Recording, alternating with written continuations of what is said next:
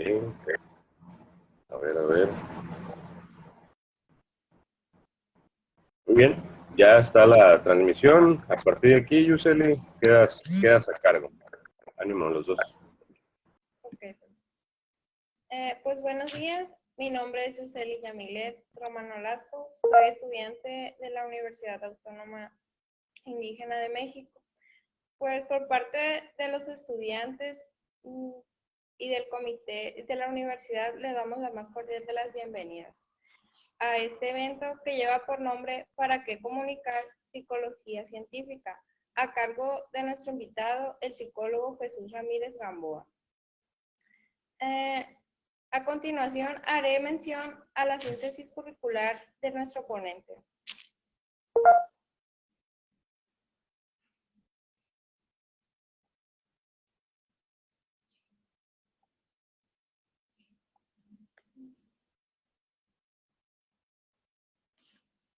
Psicólogo Jesús Gamboa Ramírez, licenciado en Psicología por parte de la Facultad de Estudios Superiores Iztacala de la UNAM, maestrando el posgrado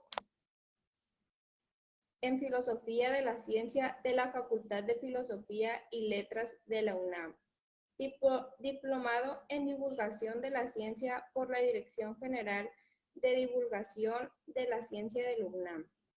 Ha sido becario de la Biblioteca Xochiquetzal del Museo de Historia Natural y Cultura Ambiental, y para las salas Salud, Vida en Equilibrio y Sexualidad, en Universum, Museo de las Ciencias. Es fundador, editor del proyecto de divulgación científica de psicología online La Rata y el Perro, cuya publicación se puede encontrarse en Facebook, WordPress, Instagram y Twitter.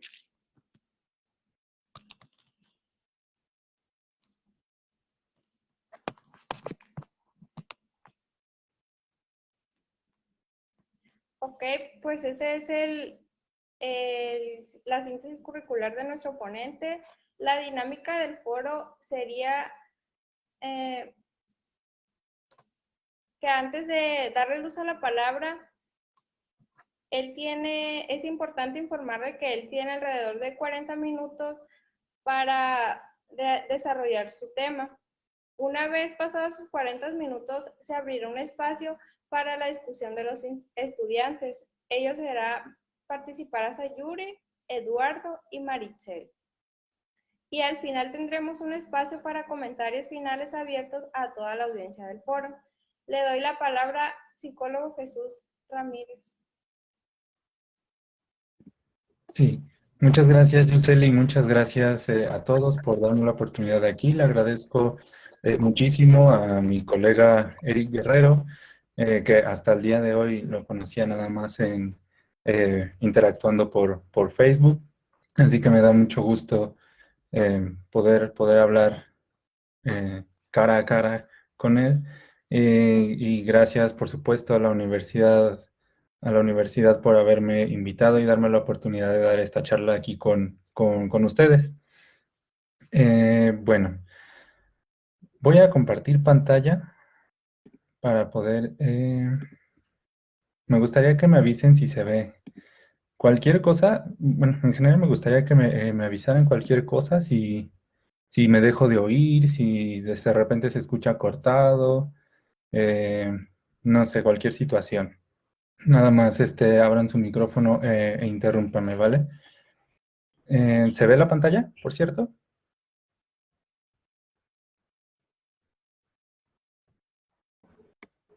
Sí se ve. Ok. Entonces, tenemos, gracias. Tenemos esta pregunta para iniciar nuestro foro. ¿Para qué comunicar psicología científica? Es una pregunta muy interesante y le podemos sacar como bastante jugo antes de darle una respuesta satisfactoria. Tenemos que descomponerla un poquito para poder entenderla.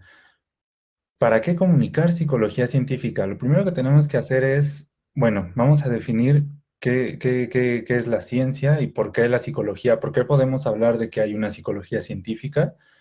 Y luego vamos a hablar sobre qué es la divulgación o la comunicación de la ciencia para poder abordar esto y luego para poder decir por qué alguien querría dedicarse a comunicar ciencia, a hacer divulgación de la ciencia.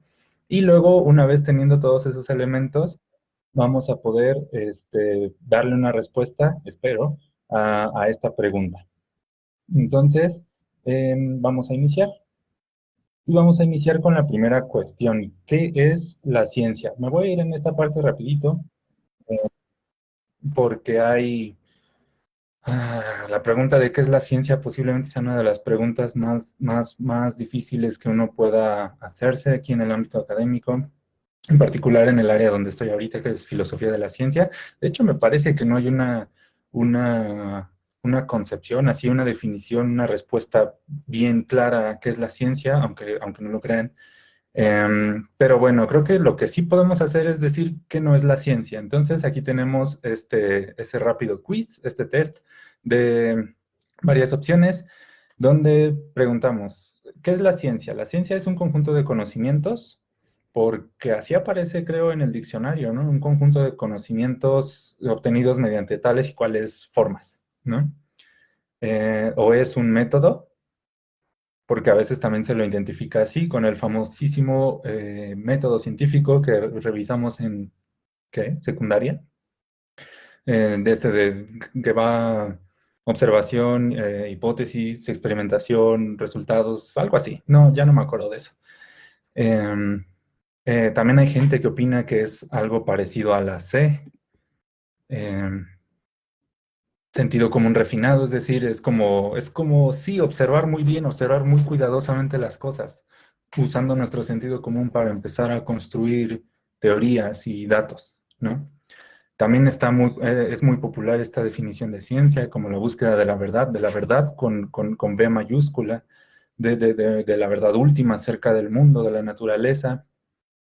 Durante un tiempo también estuvo en boga concebirla como una especie de lenguaje especial, ¿no? En particular, por esto que podemos ver a la derecha de la pantalla, concebirla como un lenguaje, las matemáticas o como todos esos términos extraños que utilizan todas las ciencias.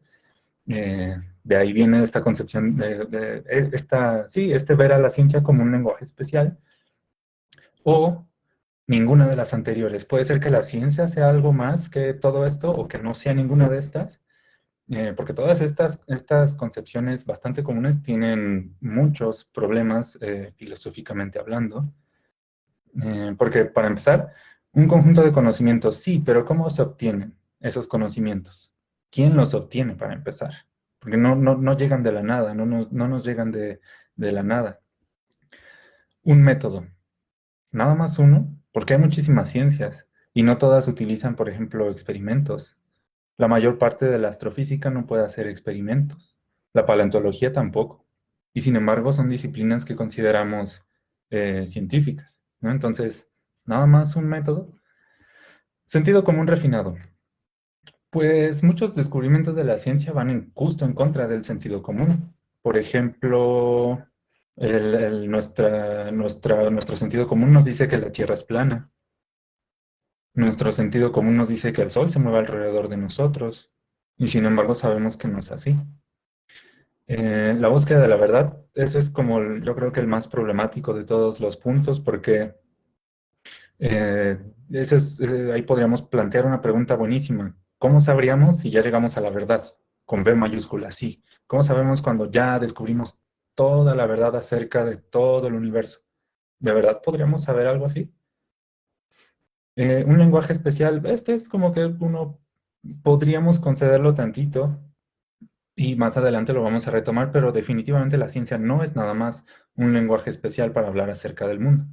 Entonces me temo que la respuesta correcta es la F, ninguna de las anteriores. Vamos a dar una definición que sea un poquito más, que nos permita seguir avanzando, porque si no nos podremos quedar discutiendo todo el día, y de hecho creo que toda la vida, sobre qué es la ciencia. Y vamos a dar la definición esta definición que está aquí. Es una definición que le tomé prestada a un físico llamado Alan Sokal, y que nos dice que la ciencia es una cosmovisión naturalista, por supuesto, que otorga una primacía a la razón y a la observación mediante metodologías orientadas a la adquisición de conocimiento riguroso y confiable del mundo. Es una cosmovisión naturalista, ¿por qué? Porque vamos a ver el mundo a través de, ahora sí que a través de la ciencia, y vamos a llamarlo naturalista, porque vamos a retirar toda influencia mística, toda visión mística, religiosa, teológica sobre la naturaleza, la vamos a hacer de lado. No quiere decir que la ciencia diga así abiertamente, no, es que Dios no existe o es que no hay fuerzas sobrenaturales. Las va a dejar de lado. Digámoslo mal, no le interesan. Va a partir, la ciencia va a partir del supuesto de que esas fuerzas no tienen no juegan ningún papel en la composición o en el funcionamiento del universo, ¿no? Y es una asunción porque realmente desde el momento en que empezamos a hacer ciencia, lo estamos asumiendo, de lo contrario no estaríamos haciendo ciencia, estaríamos haciendo cualquier otra cosa. Y esta cosmovisión le otorga una primacía a la razón y a la observación. A la razón porque por medio de la razón vamos a formular o inventar hipótesis o vamos a construir modelos a partir de lo que observemos. Aquí observación podemos entenderlo no solamente como ver así con los ojos, sino también cualquier cosa que nos llegue a través de los sentidos, a través del tacto, del oído, del gusto, de los ojos, por supuesto, del olfato. A eso se refiere este concepto de observación. Razón y observación van juntas. Aquí parece que están separadas, pero en realidad no hay observación sin teoría. Y no hay teoría tampoco sin observación, digamos, se retroalimentan mutuamente. ¿Qué quiere decir esto que puse entre paréntesis? Una actitud crítica falibilista. Bueno, una actitud crítica quiere decir que todo el tiempo vamos a estar revisando esto que obtengamos por medio de la observación. Vamos a estarlo cuestionando constantemente porque de lo contrario, pues no vamos a poder llegar a ningún lado. Si alguien hace un experimento y yo digo, ah, sí, qué bueno, vamos a continuar. Y no nos detenemos a ver si ese experimento está bien hecho, si siguió todos los pasos que debería o si falsificó los datos, porque también sucede, pues no vamos a llegar a ningún lado. Y falibilista es esta actitud de estar conscientes de que nuestro conocimiento probablemente sea falso. El conocimiento que, que- que tenemos actualmente, o tal vez no necesariamente falso, sino que podemos obtener algo mejor en el futuro, ¿no? Piensen, por ejemplo, y esto vamos a verlo adelantito, piensen, por ejemplo, en que los físicos a finales del siglo XIX pensaban que la física ya estaba completa, que ya no había gran cosa por hacer, y de repente, ¡pum!, Einstein y ¡pum!, la mecánica cuántica. Y eso cambió por completo el panorama de la física, ¿no? Entonces, a eso se refiere con una actitud falibilista. En el futuro puede haber algo mejor que lo que hay ahorita. Eh, y esta es muy bonita, conocimientos rigurosos y confiables sobre el mundo natural y social. Entonces, vamos a dejar de lado el debate sobre si las ciencias sociales son ciencias. Sí, son ciencias. Entonces, basta de estar discutiendo tonterías al respecto. Sociología, antropología, economía, todas son disciplinas científicas, ¿vale? El caso particular de la psicología, bueno, psicología también es una ciencia y más adelante daré razones sobre por qué. Vamos a ver también una brevísima historia de la ciencia porque esto nos va a servir para hablar también de la comunicación de la ciencia o de la divulgación. La ciencia, tal cual la conocemos hoy, surge en el siglo XVII con la famosísima Revolución Científica, aunque técnicamente podemos rastrear las bases, sus raíces, hasta el pueblo jonio, un pueblo que existió junto a la antigua Grecia y de donde era, me parece que sí era de ahí él, Tales de Mileto. Aquí podemos ver en esta línea del tiempo, Tales de Mileto fue la primera persona que nosotros conozcamos que propuso una explicación naturalista del mundo. Él dijo, no, nada de mitos de la creación, nada de dioses, nada de fuerzas místicas. El origen del universo, el origen de lo que en aquel entonces era el universo, es natural. y está compuesto por 4 elementos: tierra, agua, fuego y aire. Y ese fue su la primera cosmovisión naturalista que hubo en la humanidad, al menos en Occidente y hasta donde sepamos. Eh, el conocimiento sigue avanzando. Las siguientes grandes raíces de la ciencia que podemos encontrar es durante la Edad Media. Los pueblos musulmanes, islámicos y los chinos aportaron muchísimas cosas. Para empezar, nosotros seguimos utilizando sus números, los números arábigos. Los chinos aportaron el papel, la imprenta, la pólvora, un montón de cosas aportaron los chinos. Y en este sentido, Alhazen, que vivió entre estos años, es considerado el padre de lo que hoy llamamos el método científico. Hay un capítulo de la serie Cosmos en donde me parece que hablan de él y refleja muy bien esta actitud como constantemente crítica y de revisar, de atender a la evidencia, de revisarla, de cuestionar a la autoridad. Él es el que propuso todos esos pasos que hoy consideramos como parte del método científico. Hacia finales de la Edad Media se redescubren, entre comillas, porque nunca estuvieron ocultos, textos clásicos. Lo que sucedió fue que se tuvo acceso a traducciones mucho más fiables, porque los académicos de la Edad Media medio tergiversaron las cosas con sus traducciones, y los árabes fueron quienes realizaron unas traducciones como bastante fiables y además aumentaron el conocimiento de los antiguos griegos. Entonces, gracias a ese redescubrimiento, es que podemos decir, por ejemplo, que gente como Copérnico publica sus trabajos, y recordemos que Copérnico fue uno de los primeros que propuso que la Tierra en realidad era la que giraba alrededor del Sol. Y gracias a eso es que sucede la revolución científica, que justamente comienza con la publicación de Copérnico. Este fue justamente el año de su muerte. Y ahí comienza la revolución científica, y como hitos de esta época podemos considerar Galileo publica los diálogos sobre los dos grandes sistemas del mundo, que es justamente enfrentar al sistema de Copérnico con el sistema anterior, donde la Tierra está estática y el Sol gira alrededor de ella. Bueno, el resto del sistema solar gira alrededor de ella.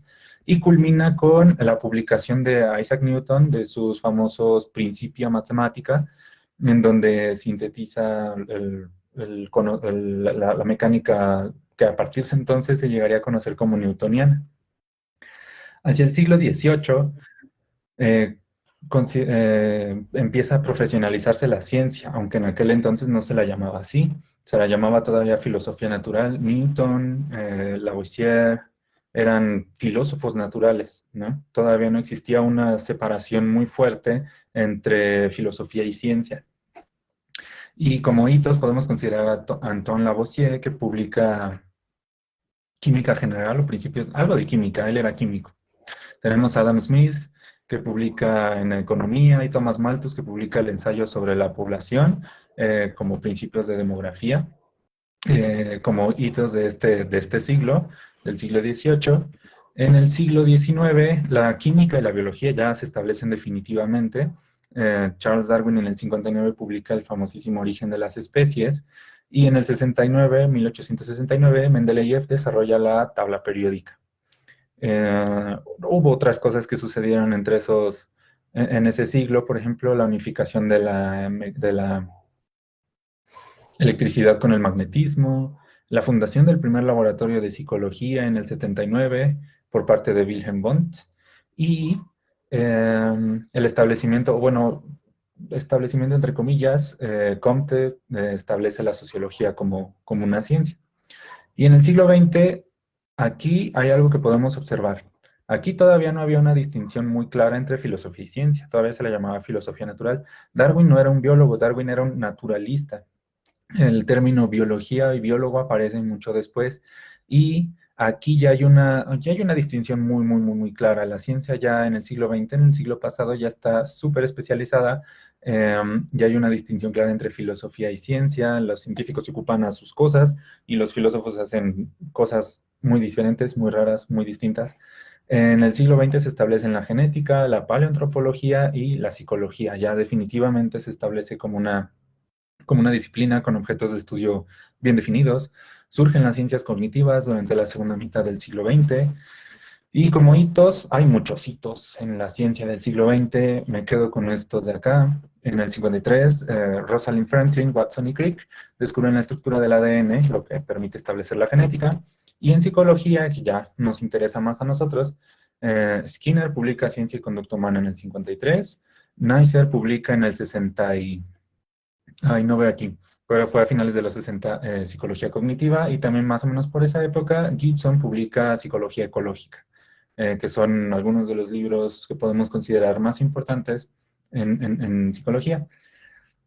Y ya en el siglo XXI es nuestro siglo, es lo que estamos viviendo ahorita. Estamos viendo los logros de la inteligencia artificial, de la ciencia de la proliferación de teorías evolucionistas, y los hitos. Supongo que muchos de ustedes ya conocen los grandes logros de la ciencia en nuestro siglo. Llevamos apenas 20 años, 21 años, 20 años de este siglo. Los más importantes, bueno, no creo que sean los más importantes, fueron los que pude describir ahí. Peter Brown y su equipo describen al Homo floresiensis, una especie de ser humano diminuto que medía como 1,20, 1,10 más o menos, que cambia un poquito nuestro árbol genealógico. En 2017, Kevin Laland publica un libro llamado Darwin's Unfinished Symphony, la sinfonía inacabada de Darwin, que es justamente sobre teoría de la evolución y ciencias sociales. Pero hay muchas cosas más. La primera imagen de un agujero negro, lo que estamos viendo ahorita con las vacunas, la rapidez con la que obtuvimos vacunas contra la COVID. ¿Qué más? No sé, un montón de cosas. Entonces, lo que nos depara el futuro ahorita es como bastante fascinante. Y ahora vamos a centrarnos específicamente en por qué la psicología es una ciencia. Esta parte de acá está basada en lo que estoy trabajando ahorita en mi tesis de maestría, y es un argumento para escoger, o bueno, para seleccionar ciertas perspectivas en psicología como ciencia. Entonces lo voy a describir muy rápidamente.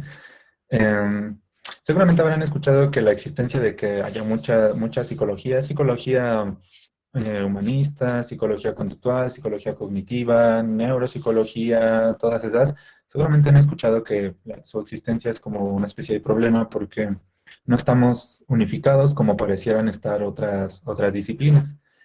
Em, y es un problema que realmente le han prestado mucha atención en los investigadores, los psicólogos teóricos, pero para nosotros no será un problema si asumimos estas tres ideas. Primero, que la pluralidad, esta diversidad de perspectivas, están en la naturaleza de la psicología y no nos podemos deshacer de esa pluralidad, ya sea por su objeto de estudio, por su complejidad, porque cada uno de nosotros tiene como sus propias ideas acerca de lo psicológico, y es inevitable que si nos convertimos en psicólogos llevemos esas ideas a la disciplina y nos juntemos con los que comparten nuestras mismas ideas. O por el momento histórico. Por ejemplo, la psicología cognitiva surgió gracias a la aparición de las computadoras, de las primeras computadoras, ¿no? O ambas opciones. La segunda idea que tenemos que asumir es que no es necesario un único paradigma o programa de investigación para que una disciplina sea científica. Y esto es algo que no nos enseñan en psicología, pero en realidad las otras disciplinas también tienen unas diferencias bastante fuertes. Por ejemplo, la biología difiere mucho qué es una especie. Por ejemplo, un concepto que parece tan nuclear para la biología, no tienen, o bueno, hay dos grandes bandos acerca de qué es una especie, y lo mismo sucede con nosotros, y eso no hace que la biología sea menos científica, ¿no? Entonces no es necesario que haya una unificación, un paradigma único, un programa de investigación único para que una disciplina sea científica. Y la C, para los que tenían miedo de que el pluralismo fuera igual a todo vale, pues no, pluralismo no es igual a relativismo ni a eclecticismo, sino que pluralismo nos permite aceptar muchas ideas, a lo mejor que son incluso hasta discordantes, pero eso no quiere decir que todas las ideas que haya sobre un tema sean válidas, o que todas, el término técnico es versiones de mundo, no quiere decir que todas esas versiones de mundo sean válidas. Y una vez asumidas estas tres ideas, eh, podemos explicar por qué la psicología es una ciencia. Vamos a reconocer también que la psicología es el estudio de la conducta, la cognición o ambas. A ese respecto hay un artículo muy bonito que escribieron los profesores Gerardo I y Sergio Barrera, donde hicieron un análisis de los significados de los conceptos de conducta y cognición, ¿no? Y parece entonces que muchas perspectivas en psicología los toman como objeto de estudio, ya sea, por ejemplo, el conductismo radical o el interconductismo que toman la conducta, o la interconducta como objeto de estudio, o las propuestas de, por ejemplo, psicología cognitiva, que toman la cognición como su objeto de estudio central y la conducta como resultado o como manifestación de esa cognición. Entonces, ahí tenemos ese punto. Además, muchos libros introductorios nos lo dicen.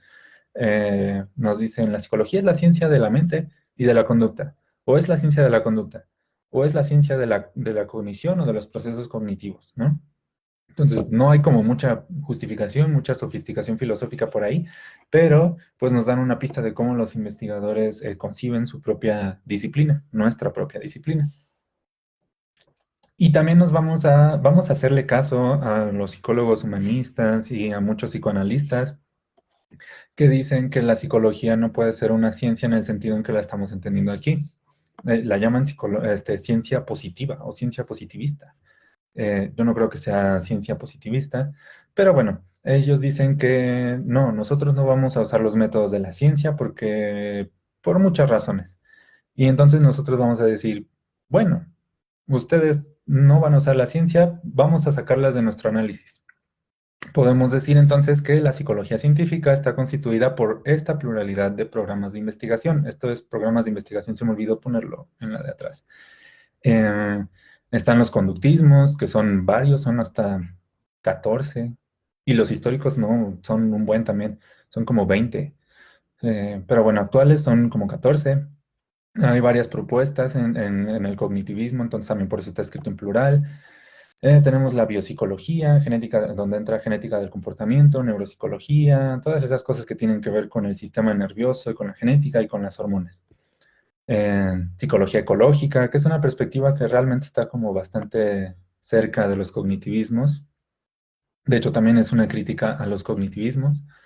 Y las psicologías evolucionistas, que de esas hay al menos tres propuestas de psicología evolucionista, ¿no? Entonces, la psicología es todo esto. Y podemos ver que estos programas de investigación tienen varias cosas en común. Primero, asumen esa cosmovisión naturalista, es decir, van a concebir sus objetos de estudio, la conducta y la cognición como fenómenos naturales, no causados por fuerzas místicas, ni por dioses, ni por nada por el estilo, ¿no? Por ejemplo, cuando los psicólogos cognitivos dicen que la mente es el conjunto de procesos cerebrales, simplemente están diciendo que entendiendo esos procesos cerebrales, entendiendo su evolución, su estructura, su funcionamiento, vamos a poder entender qué es la mente.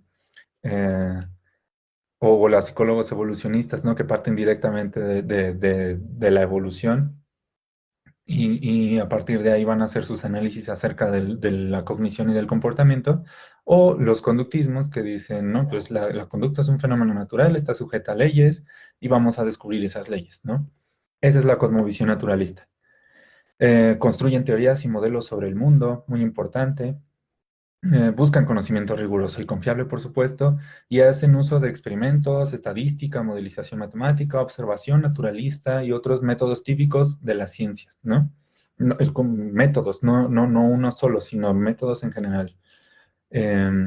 Adoptan la actitud de basarse en datos empíricos y la que le comentábamos hace rato de que el conocimiento o su conocimiento es falible, que es algo que el filósofo Lynn McIntyre llama la actitud científica. Y el número 6, sus productos no contradicen conocimiento científico existente.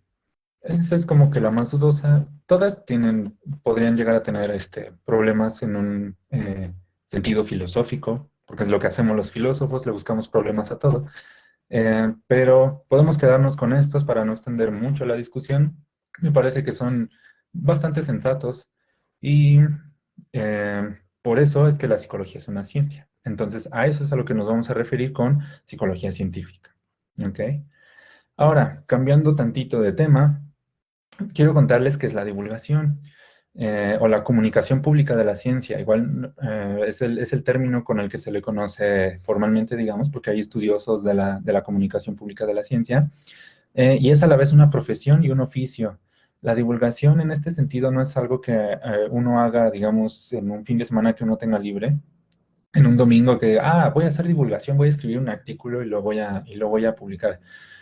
No, es una profesión en el sentido de que, bueno, se profesionalizó desde mediados del siglo pasado, y ahorita vamos a ver cuáles fueron las razones detrás de esa profesionalización.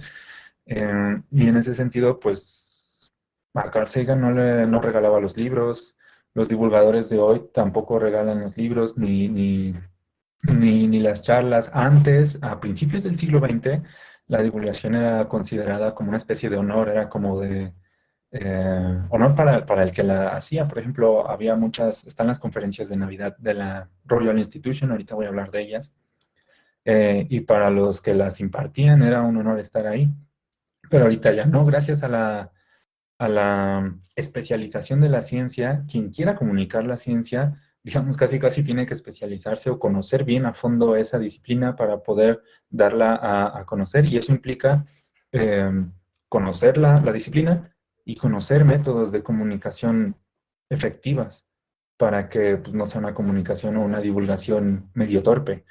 Y es un oficio justamente por esta parte de la comunicación. No hay una receta, no hay unos pasos a seguir para hacer divulgación. Es algo que cada divulgador va descubriendo, ahora sí que a ensayo y error. Y en ese sentido es como más artesanal, más como un oficio. Lo que sí podemos decir así tal cual es que es un discurso autónomo y creativo, es autónomo de la ciencia, y es creativo porque busca recrear y recontextualizar la ciencia para volverla accesible al público. No la va a explicar así como le hablaríamos a un bebé de, oh, sí, la ciencia es esto. No, busca recrear y recontextualizar la ciencia, quiere decir que la vamos a, ¿cómo decirlo? Vamos a resignificar la ciencia para que le diga algo al público, porque el público no necesariamente sabe algo de ciencia, ¿no? Y más con los profesores que luego nos tocan de ciencias en la secundaria y en la preparatoria, el público no sabe de ciencia y a lo mejor incluso no tiene la necesidad de saber de ciencia. Entonces, la labor del divulgador es hacer que su discurso le diga algo a las personas, y ahorita vamos a ver cómo. Y lo más importante, divulgación no es igual a difusión. Aquí con difusión me refiero a esa comunicación que hay entre pares, por ejemplo, esta charla, por ejemplo, o las presentaciones en congresos, en revistas científicas, las publicaciones, los artículos, los libros académicos, em, todo eso es lo que vamos a considerar como difusión, porque es comunicación así entre iguales. Y la divulgación es, digamos, tomar ese conocimiento especializado y esa práctica especializada que es la ciencia y llevar a la gente que no la conoce, ¿no? Nosotros conocemos algo de la ciencia, pero hay gente que no. Y eso es la divulgación. Y además la divulgación es justamente por medio de esto, recrear y recontextualizar. La difusión no, porque estamos hablando entre pares, no tengo que recrear nada, no tengo que recontextualizar nada porque yo sé que ustedes ya saben a lo que me estoy refiriendo, yo sé que mis pares me entienden, pero en divulgación no, tengo que ser muy cuidadoso con eso. Y otra línea del tiempo, me gustan las líneas del tiempo, y esta es una sobre la historia de la divulgación, es un poquito más corta que la anterior, pero bueno, la divulgación de la ciencia es casi tan antigua como la ciencia moderna. Por ejemplo, Galileo escribió sus discursos, los discursos sobre los dos grandes sistemas del mundo, en italiano y no en latín. En aquel entonces se escribía todo en latín, pero él escribió en italiano, como diciendo, quiero que esto lo lean todos, o bueno, todos los que sabían leer en aquel entonces, ¿no? Porque no eran muchos. Conversaciones sobre la pluralidad de los mundos, de Bernard de Fontenelle, es considerado el primer libro de divulgación, y vean aquí en la línea del tiempo, se publicó en 1686. Es un diálogo muy bonito entre una marquesa y un astrónomo, y donde discuten justamente el sistema de Galileo, e incluso se plantea la posibilidad de vida fuera de este mundo, ¿no? Entonces es como un libro pionero en muchos sentidos. Durante el siglo XVII, la ciencia se estaba expandiendo por el mundo, estaban los viajes de los conquistadores, más bien de los colonos europeos por todo el mundo, por sus colonias en África, Sudamérica, y Asia. Y es gracias a eso que se forman los primeros gabinetes de curiosidades. Los viajeros regresaban a su país con un montón de cosas, con plantas, con animales, con gente incluso, con piedras que nunca habían visto, con cosas muy exóticas para los europeos. Y los gabinetes de curiosidades era donde se guardaban todas esas cosas. Generalmente estaban en las casas de gente muy, muy rica, que era la que financiaba los viajes. eh, y ahí los tenían y de vez en cuando pues las abrían al público o a otros naturalistas, otros filósofos naturalistas. Y estos fueron los antecedentes de los museos que se fundarían hacia el siglo XIX, al siglo siguiente. Aquí en el siglo XIX es cuando inician las conferencias de Navidad de la Royal Institution, que son las que les platicaba hace rato. Gente como Carl Sagan, como Richard Dawkins, como me parece que Stephen Hawking también, Brian Cox y este divulgador de las matemáticas que se llama Ian Stewart, se encuentran entre quienes en tiempos recientes han dado las conferencias de Navidad. Se hacen, como su nombre lo indica, cada Navidad. Y son a público en general, ¿no? Entonces, por eso es que se encuentran en la historia de la divulgación. Siglo XX, como lo comentábamos, la superespecialización de la ciencia, ¿no? La ciencia se divide en ramas cada vez más específicas, a veces incluso entre una misma disciplina. No es necesario que un biólogo molecular y un biólogo experimental se entiendan, ¿no? Porque trabajan en campos tan chiquitos y tan especializados que sus lenguajes casi por completo son diferentes. Y aquí cosas muy importantes. Esto fue lo que motivó la profesionalización de la divulgación científica. La Guerra Fría y el inicio de la carrera espacial. Carl Sagan fue niño durante la Segunda Guerra Mundial y fue niño, y bueno, estudió durante los inicios de la Guerra Fría.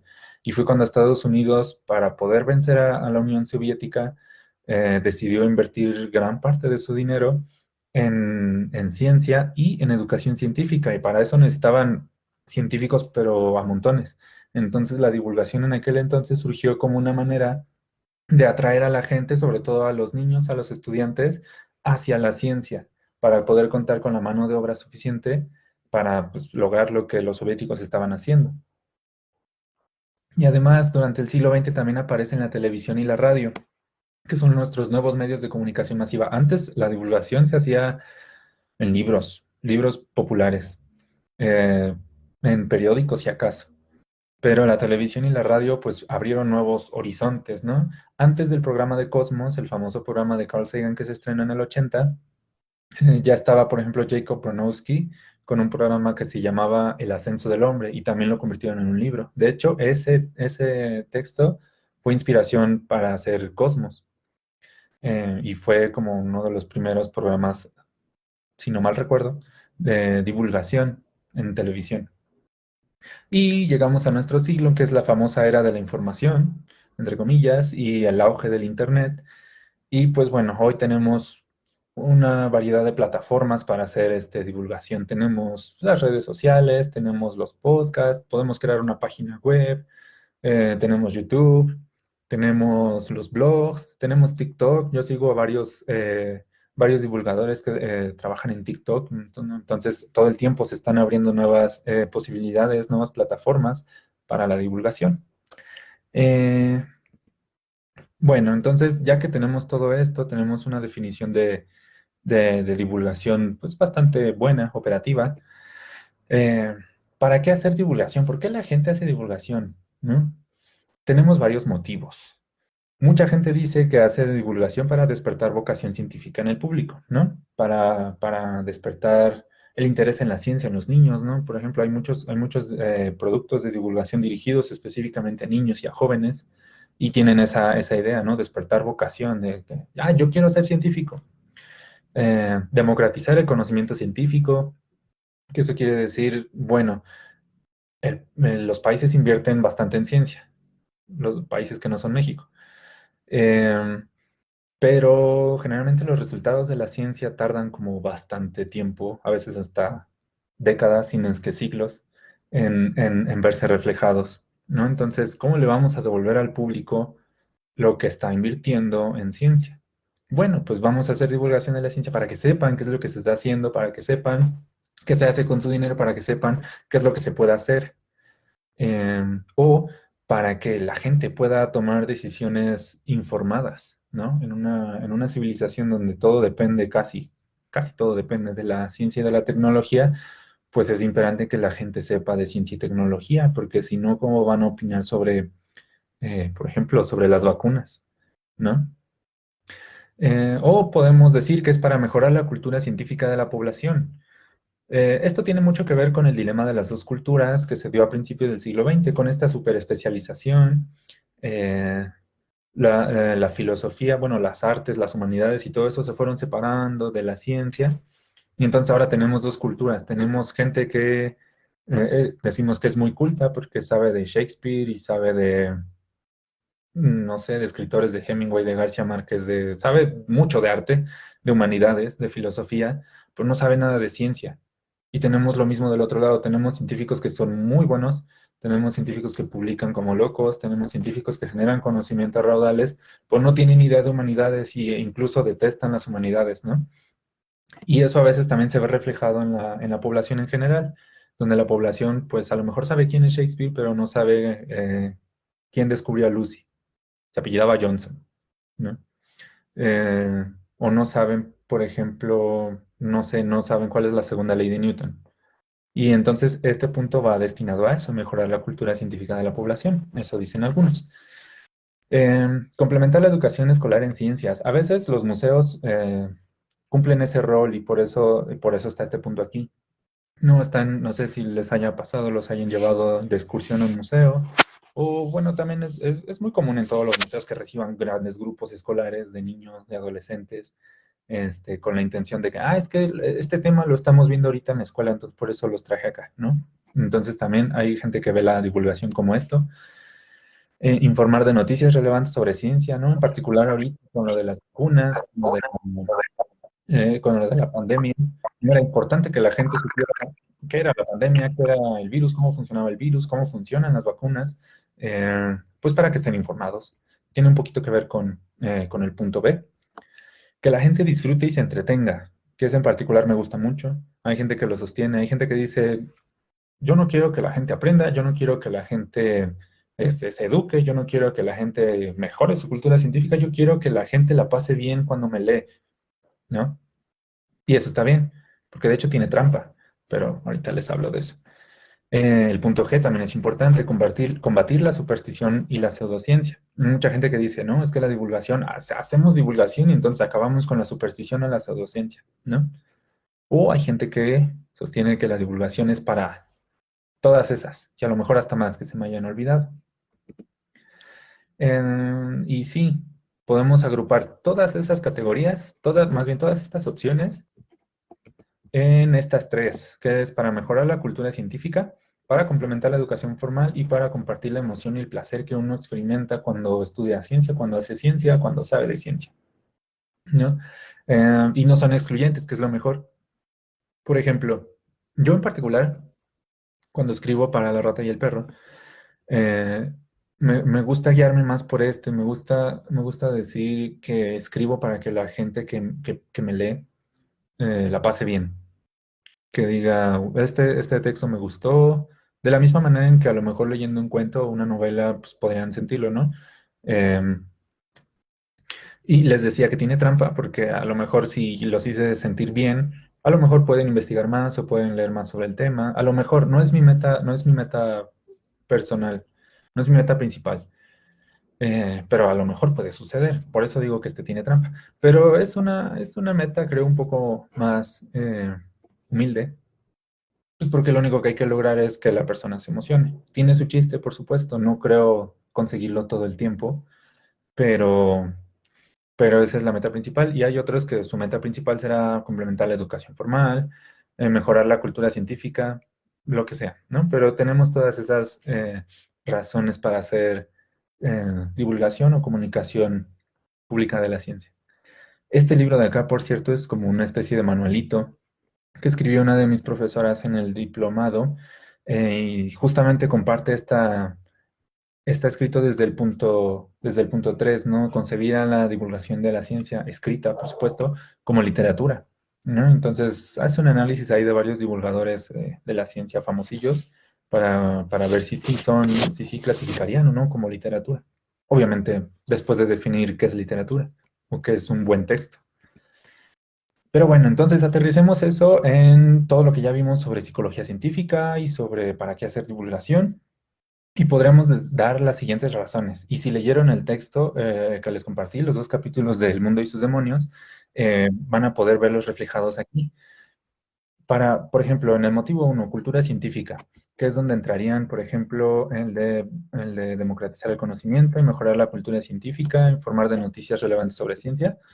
Eh, Podemos acercarle al público nosotros, si hacemos comunicación de la psicología científica, podemos acercarle al público la perspectiva científica sobre nosotros mismos. ¿Cómo nos vemos a través de la ciencia? ¿Cómo nos vemos desde esta cosmovisión naturalista? ¿No? Cómo funcionamos, cómo funciona la mente o el comportamiento en caso de que sean conductistas. Pero también, por ejemplo, denunciar el peligro social y de salud que implican las pseudopsicologías, ¿no? Eh, y ahorita en el texto de Sagan había ejemplos muy específicos, ¿no? De terapeutas de abuso que fueron como muy populares durante los 70s, 80s en Estados Unidos, porque, porque por medio de cosas raras como hipnosis o regresión a la infancia, o no sé, no conozco esas técnicas, decían que los niños estaban siendo abusados por sectas satánicas.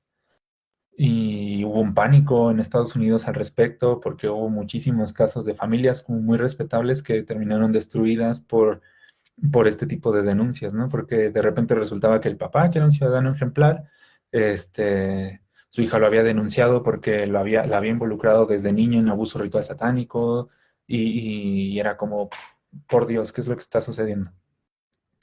Y al final resultó que no, al final resultó que el desconocimiento de los terapeutas sobre cómo funciona la memoria, llevó a todos esos falsos recuerdos, porque eran falsos recuerdos, ¿no? Eh, o sea, uno puede implantar un recuerdo falso y es bastante sencillo de hacer.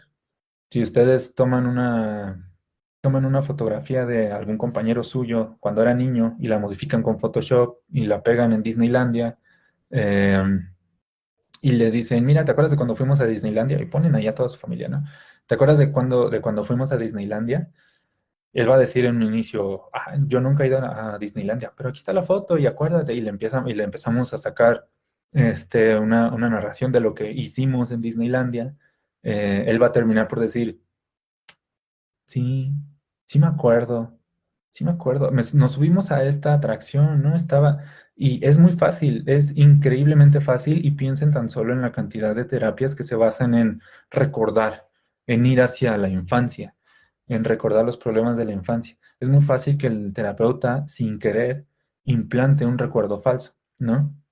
Y en ese sentido, esto entra, por ejemplo, en la denuncia de pseudopsicología en cómo nos ve la ciencia, ¿no? Cómo ve la ciencia que funciona la memoria. También podemos contarle al público qué es y cómo funciona la psicología como ciencia, ¿no? ¿Qué podemos contarles? No, pues tenemos varias perspectivas en psicología. Hay unas que consideran que la conducta es todo lo que hacemos, desde lo que sucede aquí hasta nuestros movimientos motores. La psicología evolucionista, bla, bla, bla, todas esas cosas, ¿no? ¿Qué es y cómo funciona? Contar cómo trabajan los psicólogos en su día a día.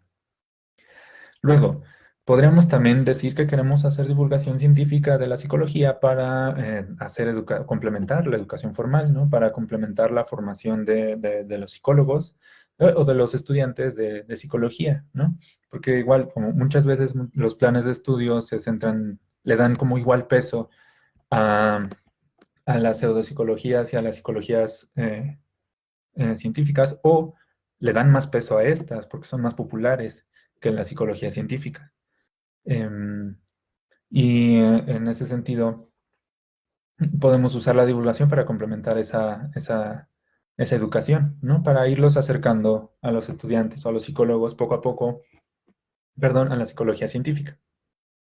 O recreativa, que es la que adopto yo, que es contar historias entretenidas sobre psicología, ¿no? Encontrar alguna anécdota chistosa en alguna biografía o construir una narración interesante sobre la vida de alguien o sobre algún fenómeno psicológico, convertirla en una narración y hacerla entretenido pues para que la gente pase un buen rato, ¿no? Leyendo.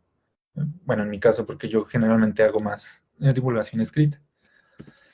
Eh, y aquí justamente, ¿para qué hacer divulgación de la psicología científica con base en el texto que leyeron? Tenemos los capítulos 8 y 9 y a lo mejor dentro del ámbito 1 podría ser pensar críticamente y con escepticismo acerca de nosotros mismos, que es algo que a veces a muchos, incluso a muchos promotores de la ciencia, se les olvida y de nuestras experiencias. Pensar críticamente y con escepticismo no quiere decir que no voy a creer nada, sino voy a revisar lo que me están diciendo, voy a revisar lo que me está pasando, voy a revisar lo que me está pensando, porque es interesante, pero solamente lo voy a aceptar hasta descubrir pues buena evidencia de que es así o si no, pues ni modo, no me sucedió como pensaba, ¿no?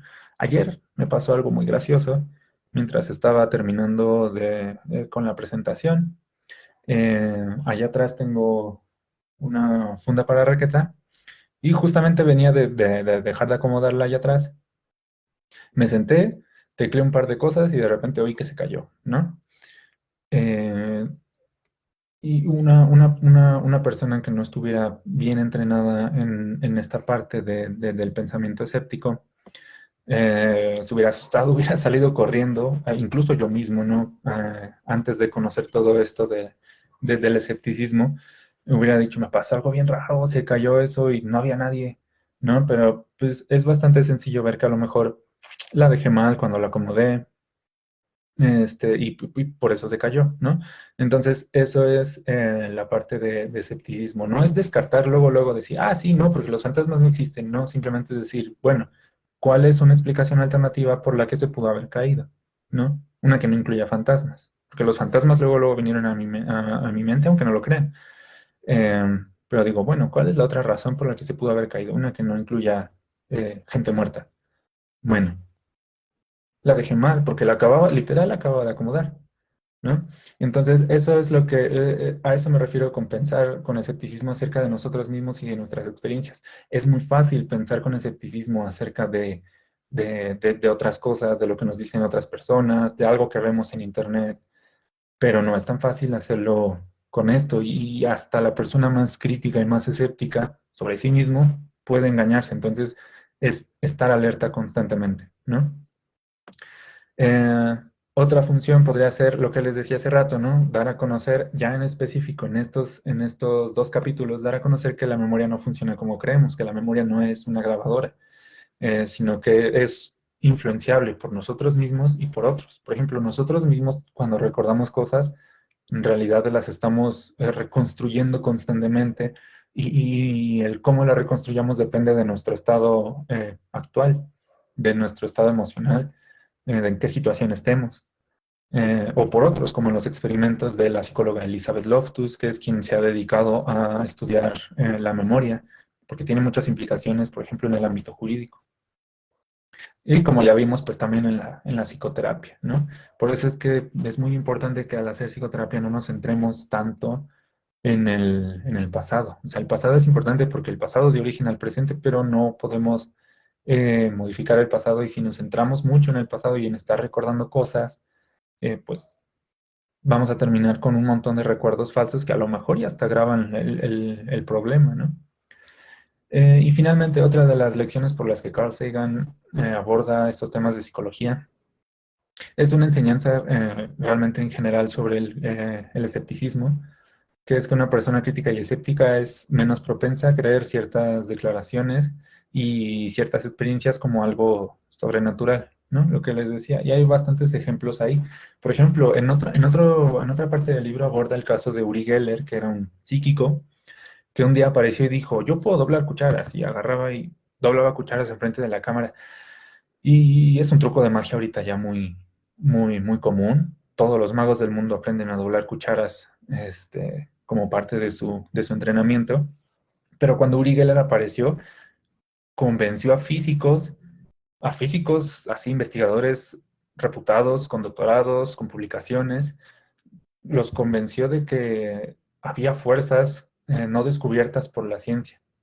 Y los físicos estaban maravillados y decían, es que esto cambia el panorama de la física por completo. Hasta que lo desmontaron y dijeron, no, mira, así se dobla una cuchara. Pum, es un truco de magia, un truco de ilusionismo, ¿no? Entonces, es una enseñanza de que una persona, por más científica que sea, no quiere decir que sea necesariamente crítica y escéptica.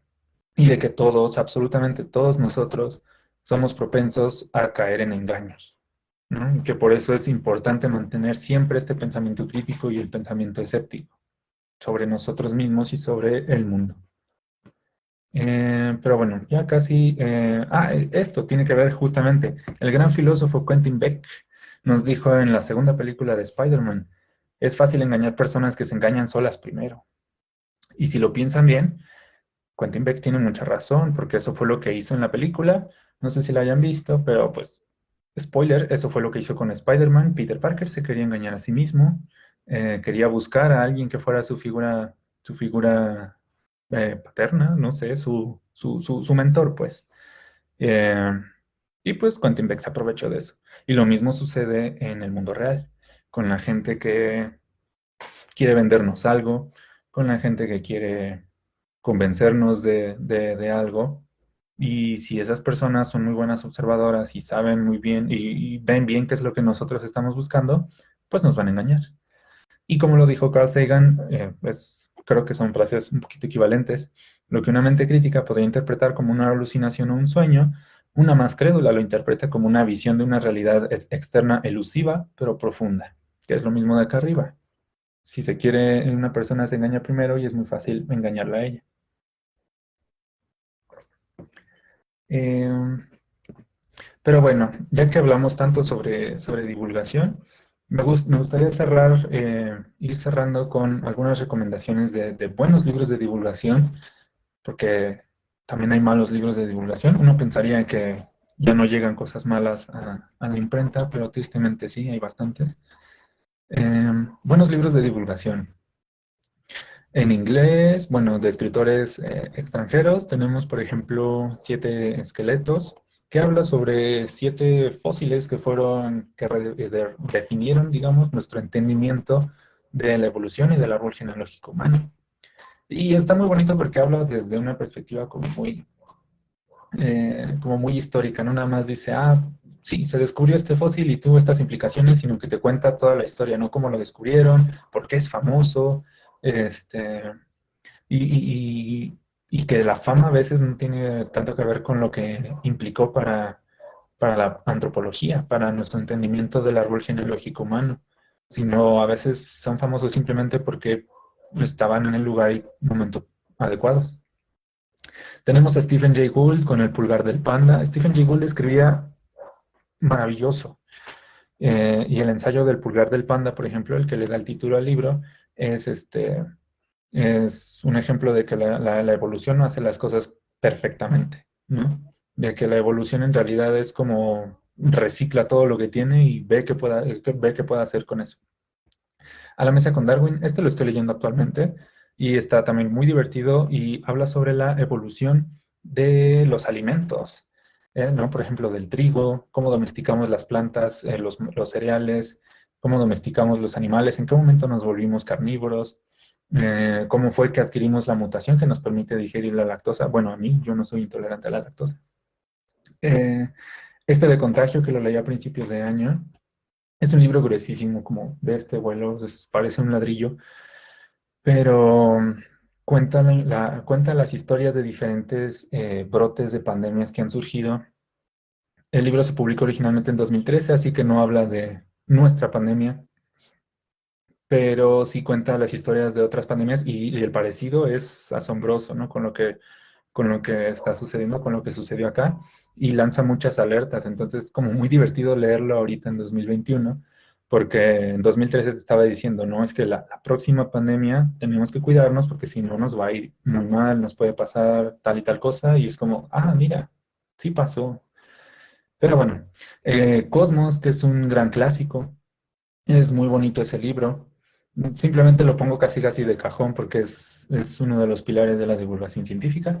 Y Auge y Caída de los Dinosaurios, que también es un libro muy entretenido. Steve Brusate es un paleontólogo, entonces te lo cuenta todo en primera persona. Pero no quiere decir que lo escriba mal, escribe bastante divertido, es muy rico ese libro, cuenta muchas anécdotas, eh, cuenta, cuenta cómo es que se descubren los fósiles, cuenta cómo trabajan los paleontólogos en campo. Y de libros de divulgación de gente hispanohablante, tenemos estos dos libros de mi profesor del diplomado, Sergio de Régules, que están muy bonitos. Él tiene más, pero los otros no los incluí porque son más libritos como de estos que están compuestos por distintos artículos como por separado. Están bonitos, pero estos de acá son como más, se me hacen como más ricos. Este habla sobre las teorías del caos, que fue una teoría que empezó a emerger en los 60 para estudiar algo que se llama sistemas complejos. Y este que habla sobre el meteorito que extinguió a los dinosaurios. Es un libro entero que habla sobre ese meteorito, pero habla también de otras cosas que se han estrellado contra nuestro planeta y está muy, muy, muy bueno. Tenemos este Diccionario de la Ciencia de José Manuel Sánchez Ron, que me parece es español, si no mal recuerdo. Y pues literal, es un diccionario, está compuesto por entradas, pero en lugar de tener así la definición como diccionario, te cuenta algo sobre ese concepto científico. Todo es cuestión de química de Débora García Bello. No lo he leído, la verdad, pero he leído el blog de Débora, que se llama Dimetilsulfuro. Lo pueden seguir en Facebook. Eh, y escribe bastante bien, escribe sobre cosas de química, ha escrito sobre productos, ¿cómo se llama? Productos de belleza, dermatológicos, cremas, cosas así como muy chistosas que pensamos que no tienen mucho que ver con la ciencia, pues ella los aborda y rompe muchos mitos sobre la química. Este es Luis Javier Plata Rosas, es mexicano, es oceanógrafo y también es divulgador. Tiene varios libros, pero desafortunadamente este es el único que he leído. Es uno de esos típicos libros que tiene varias notitas, varios artículos que van como separado, entonces lo pueden leer así como en desorden. Está muy entretenido también. Luis Javier escribe con mucho sentido del humor. Y también escribe en la revista Como Ves. Si ustedes pueden entrar a la revista, a la página de la revista, desde el año pasado están subiendo los números gratis online. Entonces, pueden checar sus artículos en Cómo Ves. Y La gata de Schrödinger, que es una youtuber y ya le entró también a esto de los libros, es Que le den en la ciencia. Este lo empecé a leer, está bastante divertido y también está en nuestra siguiente lista. Eh, Tristemente no hay muchos, o bueno, yo no conozco buenos libros de divulgación de la psicología. Cuando estaba preparando esta parte de la presentación, busqué, ay, a ver, pues no los conozco, pero voy a buscar a ver si los puedo poner ahí en la presentación, pero me salen puros libros de autoayuda, un montón de libros de autoayuda, de cosas un poquito extrañas, y eso no es divulgación de la psicología, ¿no? Entonces, los que conozco son literalmente estos que ven aquí en la pantalla. ¿Por qué creemos en mierdas? De Ramón Nogueras, que justamente habla de cómo nosotros mismos nos engañamos, buscamos engañarnos, aunque sea inconscientemente, y qué podemos hacer al respecto, ¿no? Habla sobre sesgos cognitivos, sobre supersticiones y de cómo todo eso tiene un fundamento en cómo de hecho funcionamos los seres humanos. El de Que le den en la ciencia incluye 2 capítulos, uno sobre psicoanálisis y otro sobre coaching y psicología positiva, ¿no? Entonces, también por eso lo incluí aquí. El resto del libro también está bastante bueno, pero no tiene, son esos 2 capítulos los únicos que tienen relación con la psicología. Este del misterio de la mente simbólica, que habla sobre la evolución del lenguaje y de nuestra capacidad de hablar usando símbolos, ¿no? Y también es muy apasionante. A mí me interesa mucho el asunto del lenguaje y de la evolución y de cómo apareció el lenguaje. Entonces este libro está bastante bueno, muy entretenido y muy rico. Este clásico de Carl Sagan, otra vez Carl, Los dragones del Edén, porque habla sobre la evolución de la inteligencia humana. Ya está un poquito desfasado. Por ejemplo, habla sobre la teoría del cerebro trino, esta idea de que tenemos un cerebro de reptil, un cerebro ¿sí era de ave? Creo que sí era de ave, y un cerebro de mamífero, que es el más reciente. Esta idea ya está por completo descartada en neurociencia, pero de ahí en fuera, este libro es uno bastante interesante sobre la inteligencia de los animales y que tiene que ver la inteligencia animal con la nuestra. Y además es un clásico porque la idea del calendario cósmico, donde tomamos todo el tiempo de vida del universo y lo metemos en un solo calendario, en un año calendario, apareció por primera vez aquí. Eh, y a Oliver Sacks, que sé que Oliver Sacks escribe muy, muy bien, no lo he podido leer, pero él era neurólogo. Entonces, a los que les interese neurología, neuropsicología, este libro que es de divulgación, no es académico, les va a parecer muy, muy interesante. El hombre que confundió a su mujer con un sombrero y otros casos extraños de lesiones cerebrales y trastornos y cosas por el estilo. Y sobre divulgación en redes. Ahí sí, y me van a perdonar por decir esto, pero muchas de las páginas que se presentan como de divulgación realmente no son páginas de divulgación. Justamente por esta parte, porque no hacen no dan el paso vital de recontextualizar y recrear el conocimiento científico para acercarlo a un público que no es especialista. Y en este sentido, en estas páginas que ven aquí, son, digamos, las únicas o casi las únicas. Puede que se me haya ido alguna que no recordé en el momento, pero estas son las que podrían clasificar como recontextualizadoras de ese conocimiento científico. Está Neurotransmitiendo, que es esta de acá. Hasta tienen artículo en Wikipedia. Es una ONG que se dedica justamente a la divulgación. Nos pueden seguir en Facebook no, en Instagram, donde hacen transmisiones, entrevistas, hacen unas infografías muy bonitas, usan los memes para comunicar, pero el meme no es el único mensaje. O sea, el meme es como nada más el gancho para atraer al público, y ya te lees la publicación y dices, ah, por eso el meme es así, ¿no? Esa es una. Ciencia y Conducta Humana, que es nueva, me parece. Bueno, yo no la conocía hasta hace unos días, y esa hace infografías. Hacer infografías para mí es muy difícil. En La Rata y el Perro yo casi nunca hago infografías porque es muy difícil, pero creo que ellos las hacen muy bien, ellos y los de Sabequitos. Los de Sabequitos son, digamos, como el brazo de estudiantes de una organización que es la Sociedad para el Avance de la Ciencia Psicológica. Son españoles y ellos también hacen unas infografías muy, muy bonitas, muy, muy chulas, y en ese sentido sí recontextualizan como bastante bien, ¿no? El otro día vi que hicieron una infografía sobre la teoría de los marcos relacionales y les quedó bastante, bastante bien. El Mono y la Jaula, que también hacen unas infografías, sobre todo en Instagram, unas historias y unas infografías muy bonitas. Eh, y bueno, La Rata y el Perro, que yo hago principalmente divulgación escrita, ¿no? Las redes están para apoyar el proyecto del blog, pero pues ese es, digamos, el único giro. Los demás hacen infografías, hacen un muy buen trabajo neurotransmitiendo entrevistas y lo de los memes. Entonces les digo en dónde pueden seguirlos. Neurotransmitiendo están en Instagram, Ciencia y Conducta Humana están en Facebook, igual Sabequitos. El Mono y la Jaula están en Twitter, en Facebook y en Instagram. Y La Rata y el Perro también están en Twitter, Facebook e Instagram, ¿no? Si no, ahorita puedo también pasarles los enlaces o las cuentas, o me pueden escribir a mí para que se las pase. Y no podía terminar sin decirles, en caso de que les interese hacer divulgación escrita, que para mí sería maravilloso, una brevísima guía para escribir divulgación científica buena. De la psicología también aplica. Hay que leer mucho, y no nada más hay que leer libros académicos o artículos académicos o cosas que nos den a leer en la escuela. Hay que leer literatura principalmente. Si pueden leer divulgación igual buena, bien, pero hay que leer mucha literatura para saber cómo, sobre todo literatura que les guste. También no crean que es como necesario leer premios Nobel o cosas así. Si no les llama la atención, no, simplemente busquen a un escritor que les llame la atención, que les guste cómo escribe, y pues hagan lo que hacen todos los escritores, traten de imitarlos, porque así es como vamos aprendiendo.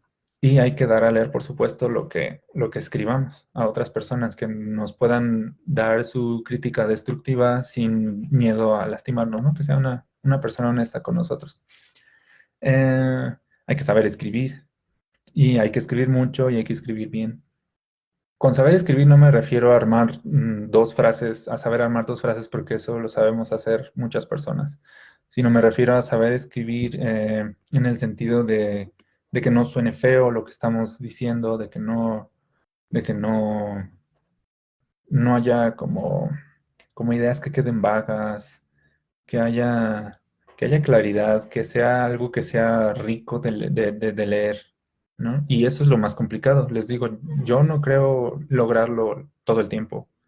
Hay dos o tres notas en donde a lo mejor sí puedo decir, ah, esta sí me gustó. Pero en general, creo que muchas de mis artículos tienen como bastante margen de mejora. Tal vez tenga que ver con que no escribo tan seguido en el blog. Pero bueno, hay que escribir mucho. Y les digo, recibir retroalimentación sobre eso. Conocer a fondo el tema, porque si no lo conocemos a fondo, pues no vamos a hacer buena divulgación, no vamos a transmitir ideas equivocadas, ¿no? Sobre el tema. Entonces hay que conocerlo a fondo. No necesariamente ser un experto, a lo mejor hablar con el experto e incluir todo lo que nos diga en la narración. Pero sí es importante conocerlo bien y conocerlo a fondo y saber cuáles son sus aristas, sus matices, cuáles son las posibles críticas, porque en ciencia todo es criticable. Hay que escribir una narración y contar con personajes. Eso es importante porque ese va a ser nuestro gancho. ¿Se acuerdan que les decía que esto de la divulgación recreativa, de la divulgación por placer, tiene trampa? Pues es eso, o sea, la narración y los personajes son el gancho para contar toda la ciencia, son nuestro pretexto para introducir la ciencia. Em, a nosotros, los seres humanos, nos gustan mucho las historias, las narraciones, entonces ahí ya vamos de gane, como quien dice, tenemos un buen camino recorrido. 5, muy importante, presentar una imagen realista de la ciencia, que tiene que ver con este punto de acá, no presentar a a la ciencia como la verdad suprema, no presentar a la ciencia como únicamente como método, no presentar a la ciencia únicamente como cuál era una de las concepciones? Como, por ejemplo, como lenguaje. Se me fueron las otras, pero presentar una imagen realista, ¿no? Decir, sí, la ciencia se equivoca, sí, es posible que lo que sabemos ahorita ya no sea aceptado en el futuro. Sí, los científicos batallan mucho para que les salgan los resultados. Cosas como esa, ¿no? Porque creo que presentar a la ciencia como la verdad suprema, como así, la autoridad para todo, le juega en contra a la ciencia. ¿Sí? Porque es muy fácil que entonces llegue un filósofo que tenga mucho mejor verbo que uno y empiece a decir, no, pues es que, ¿qué crees? La verdad suprema no existe porque tal y tal, razones filosóficas. Y la gente dice, ah, entonces, no, la ciencia no vale, ¿no? Entonces, mejor hay que presentar una imagen realista de la ciencia. La ciencia funciona, sí, pero ¿por qué funciona? ¿No? Y ese es el punto 6. ¿Cómo es que sabemos lo que sabemos? No nada más decir, ah, sí, descubrieron un nuevo ancestro del ser humano, sino decir, ah, bueno, ¿cómo es que sabemos la edad de ese fósil? ¿Cómo es que sabemos que es un ancestro del ser humano? ¿Cómo es que sabemos cómo encaja esto en lo que sabemos?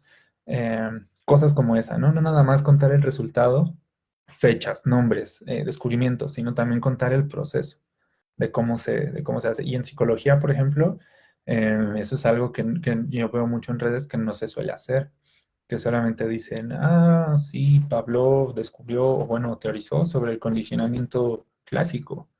Y ese es el resultado, ¿no? Pero ¿cómo lo hizo?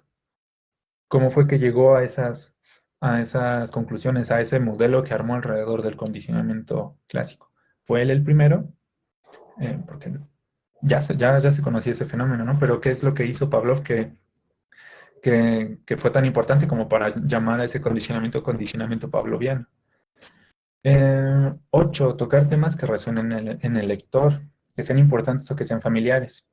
Por ejemplo, piensan en qué es lo que a ustedes les importa o a las personas en su comunidad, qué es lo que les importa y utilicen esos temas para construir esa narración y para vincularlos con la ciencia, ¿no? ¿Qué tiene que ver este tema con la ciencia?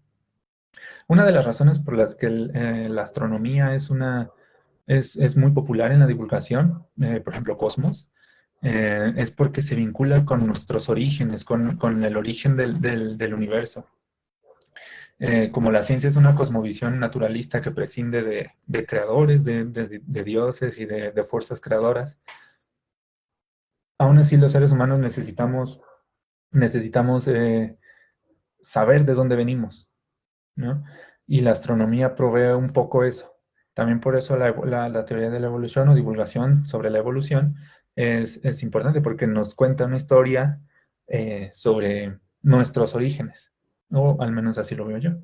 Entonces, un tema que resuena en el lector puede ser ese. ¿Cuál es mi origen? ¿De dónde vengo?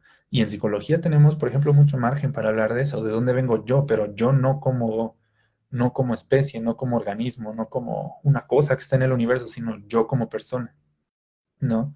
Por ejemplo, desde el conductismo podemos decir, ¿no? Pues, bueno, desde el conductismo radical, ¿no? Pues es que en la interacción constante, lo voy a decir toscamente, pero se pueden decir de muchas formas más poéticas, nuestra interacción constante con el medio ambiente, es lo que nos va moldeando, aunque nosotros no nos demos cuenta, moldea nuestras creencias, moldea, y nosotros actuamos, o sea, no es que el medio ambiente sea nuestro así creador y estemos a merced de él, sino que nosotros vamos modificando igual ese mismo medio ambiente para, para obtener ciertas tales o cuales consecuencias, ¿no? Algo así.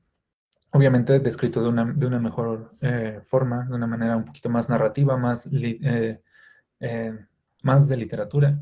Entonces, ahí, por ejemplo, a eso me refiero con temas que resuenen en el lector. Y el punto 9, que es el más importante y por eso está todo escrito en negritas, tomar cursos de escritura creativa, de divulgación de la ciencia o de periodismo científico. Porque todo esto de acá no tiene como que mucho sentido si no nos formamos así ya como más específicamente en esto de la escritura y de la divulgación, ¿no?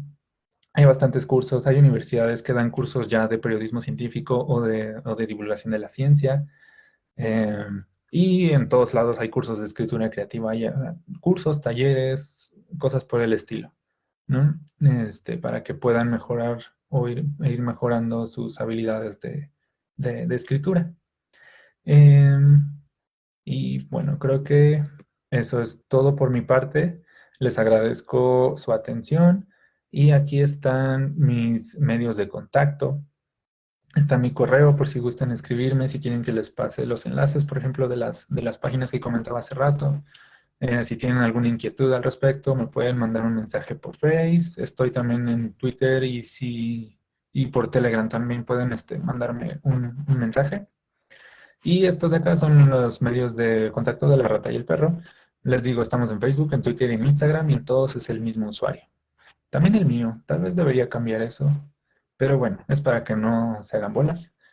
No, no, tampoco yo me hago bolas con tantos usuarios diferentes, entonces esos son mis medios de contacto. Muchas gracias y eso sería todo.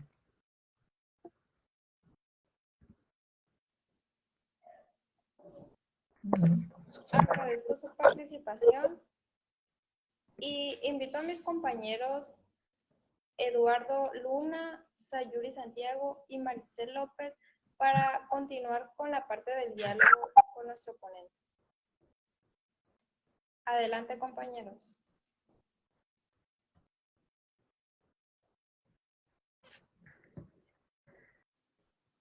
Primeramente, buenos días.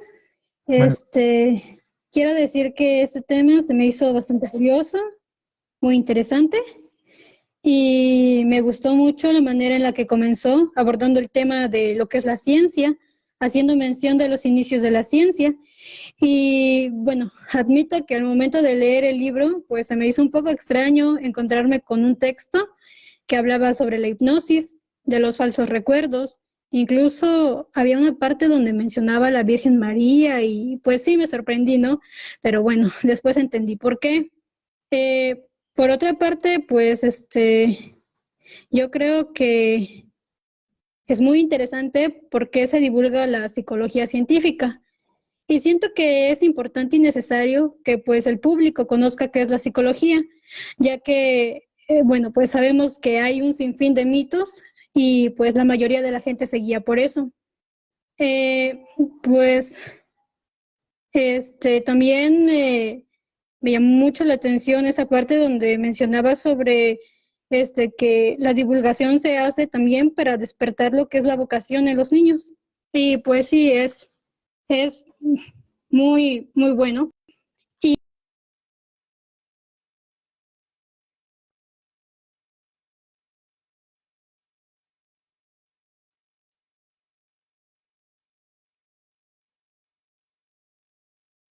Ya no escuché esa última parte.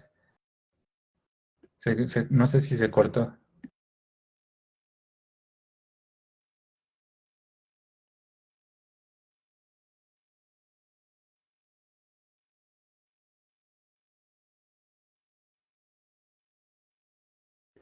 Creo que sí se cortó. Uy, Eh, lástima.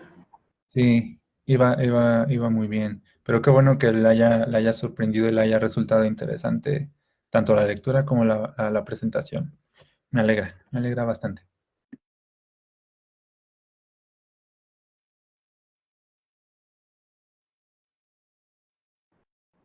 Compañera Yuseli, no sé si me permitirías dar lectura quizás en lo que Sayuri vuelve a entrar, para darles oportunidad. Hay un comentario, bueno, hay un par de comentarios en la transmisión en Facebook, si me daría chance de leerlos, Yuseli. Sí, está bien, profe. Ok, Adelante. ok. Va. Me alegra bastante. A ver. Ok. Bien, el primero es de la compañera Itzel López. Comenta lo siguiente: las comunidades indígenas están muy apegadas a sus costumbres. Una de ellas son aquellos que llaman hechos sobrenaturales, buscando una respuesta. Por ello, muchas veces recurren o hacen consultas a chamanes, brujos, obteniendo respuestas en relación a alguna desgracia para la familia, muerte, enfermedades, problemas económicos, entre otros. Ahí se termina el comentario, ¿no? Pero a mí me parece interesante porque precisamente hablar de divulgación científica puede también implicar, ¿verdad, Jesús? Digamos, contacto, ¿no? Con otros sistemas de conocimiento, con otros modos, con otras creencias. Entonces, por ejemplo, en relación a esto que comenta Excel, ¿tú tendrías algún comentario o aportación a qué implicaciones tendrían esas otras, vamos a decirlo, prácticas, saberes étnico-culturales con respecto al tema de divulgación de las ciencias? Sí, y qué bueno que hicieron ese comentario. Creo que fue un descuido de mi parte no haberlo incluido en la presentación, pero es una parte muy importante. Sí, es cierto que hacer divulgación de la ciencia para, aunque suene redundante, para personas no especialistas, pues implica necesariamente eh, entrar en contacto con esto, ¿no? Con otras cosmovisiones. Ya definimos que la ciencia es una cosmovisión naturalista, ¿no? Que todo lo concibe a través de fenómenos naturales. Y entonces entrar en conflicto con otras cosmovisiones, por ejemplo, con nuestra cosmovisión judeocristiana, bueno, católica, o con las cosmovisiones de las comunidades indígenas. Y a veces podría percibirse como que la ciencia como que pretende abarcarlo todo, como que pretende descalificar todo lo que no se apegue a su propia cosmovisión. Eh, pero yo creo que aquí hay que hacer una distinción muy importante. Quienes hacen eso, quienes hacen esa descalificación y quienes dicen que de la ciencia es lo único que vale, son los científicos, no la ciencia, y son algunos. Hay muchos a los que esos temas pues realmente no les dan mayor importancia porque no tiene que ver con su área de trabajo, lo que sea. Eh, y hay otros que dicen que son lo suficientemente flexibles como para decir, no, o sea, es que la ciencia es una cosmovisión y la cosmovisión de esta comunidad es otra, y simplemente son cosmovisiones diferentes, son respetables. La mía funciona para lo que yo hago en mi contexto, y la de ellos funciona para lo que ellos hacen en su contexto. Y en ese sentido creo que es más bien una responsabilidad de los científicos y de nosotros los divulgadores, el ser capaces de encontrar formas de dialogar entre esas dos cosmovisiones, por más contradictorias que puedan llegar a ser. Porque no podemos llegar los divulgadores a decir, ah, no, es que nada más la ciencia es lo que vale y hay que dejar fuera todo. Como les decía al inicio, ¿no? No es que la ciencia diga así directamente, ah, sí, Dios no existe, o estas fuerzas no existen, o la brujería no existe. No lo dice a priori porque realmente no, yo creo que esa no es su finalidad, y no es lo que buscan los científicos. Eso sí, hay científicos que lo dicen, pero ellos no hablan por la ciencia y no hablan por toda la comunidad científica. Eso me gustaría que quedara claro. Si hay gente que lo dice, por supuesto. Y yo lo he visto sobre todo aquí en redes.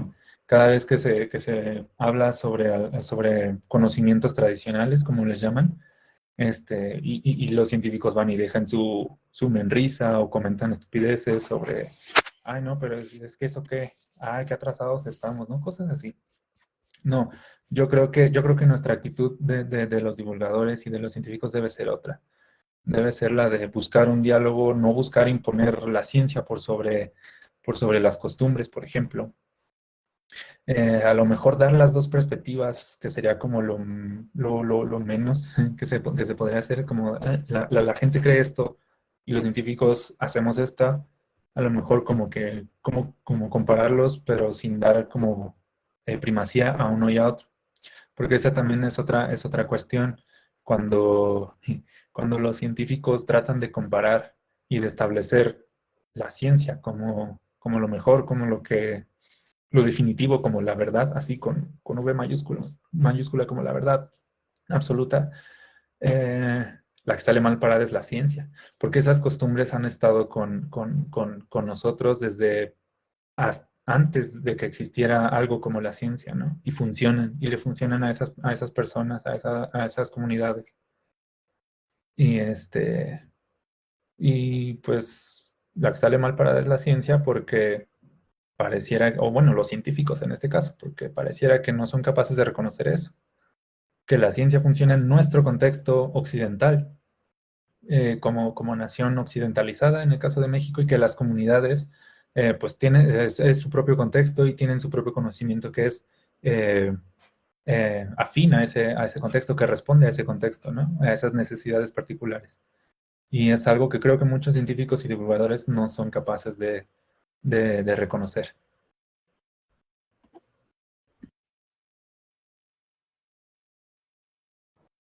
Muchas gracias, Jesús. Creo que es bastante clarificadora y también pues sugiere, ¿no? Algunas ideas esto que compartes. Ya está casa Yuri, le comentaba yo ahí en el chat si quiere retomar desde donde se quedó, porque también estaba interesante el planteamiento que estaba haciendo de su pregunta. Le paso la voz.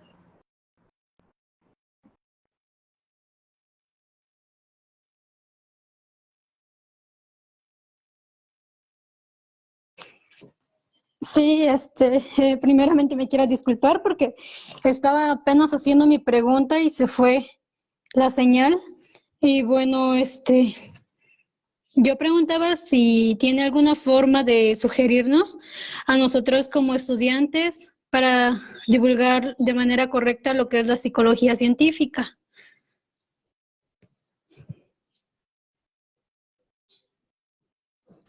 Muy buena pregunta, porque, bueno, les hacía durante la presentación, ¿no?, la sugerencia de vincularlo con temas que a los seres humanos nos llamen la atención, digamos, naturalmente, como el tema de nuestros orígenes, ¿no? Pero, por ejemplo, también para divulgar la psicología científica, creo que funciona bastante bien el vincularlo con temas cotidianos, ¿no?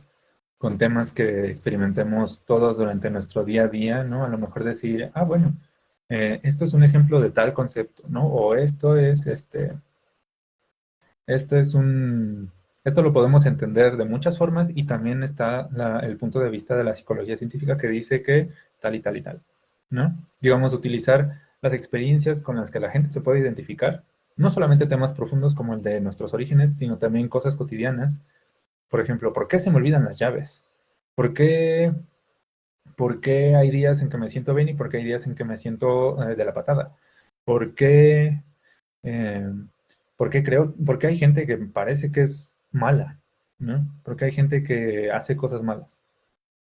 ¿Qué es lo que tiene la psicología que decir al respecto, si es que hay algo que tenga que decir? ¿No? Cosas por el estilo, incluso desde algo tan sencillo como si tienen alguna mascota, algún animalito cerca, eso también puede servir para introducir, por ejemplo, temas de psicología experimental, ¿no? Sobre todo de la psicología experimental que trabaja con animales, ¿no? Los perros, por ejemplo, condicionamiento clásico, luego, este, por qué mi perro se emociona cuando escucha el sonido de las bolsas, ¿no? Ah, pues porque Pavlov diría que como la comida está dentro de la bolsa y siempre escucha la bolsa antes de recibir la comida, pues el sonido de la bolsa lo pone, este, lo está asociado, digamos, con la comida. Lo dije muy técnicamente, pero sería algo así. Eh, no, cosas por el estilo, ¿no? O sea, esa es la principal herramienta del divulgador de la psicología, tomar esos temas cotidianos, eh, poner mucha atención a lo que dice la gente por las calles, nuestros familiares, nuestros conocidos, sobre qué es lo que les inquieta que tenga que ver con lo psicológico, ¿no? Y tomar eso como una herramienta, como pretexto para introducir la ciencia, la psicología ahí. Y una vez más, teniendo en cuenta el comentario anterior, sin pretender imponer eso como, es que es así y se acabó, ¿no? Sino simplemente ponerlos en diálogo, que sería lo relevante.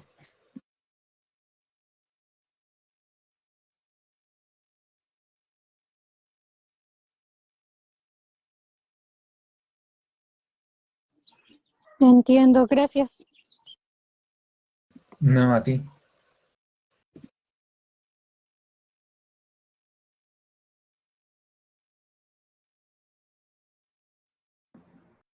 Voy a leer, aprovechar que ya diste respuesta acá, Jesús, para leer otro comentario que también está acá en la transmisión, ¿no? En este caso es de Diego Cortés.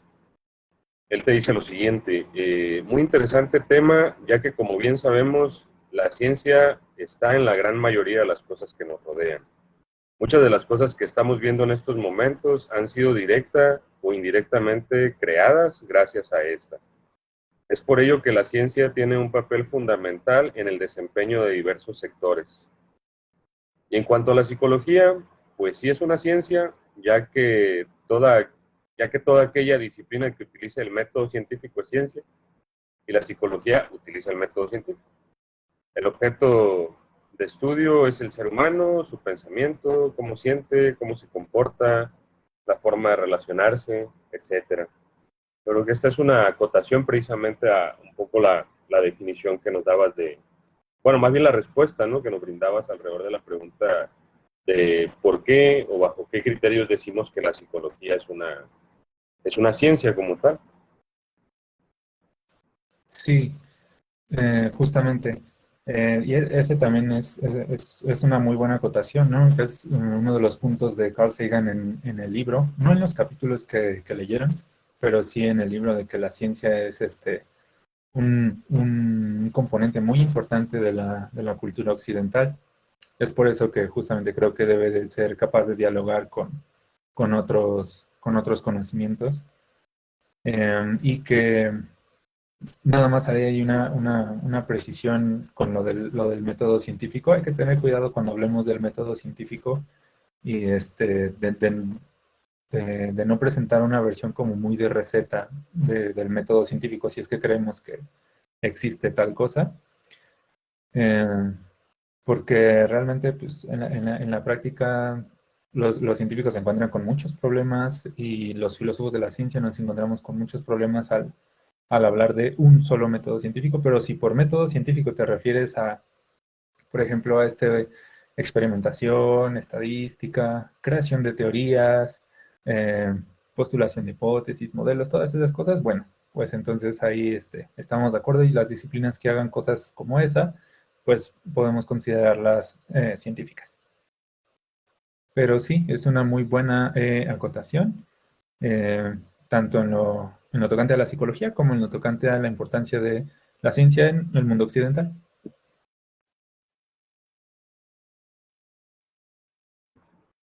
Genial, genial. Muy bien. Gracias ahí por precisamente ahora sobre esta acotación hacer este complemento, ¿no?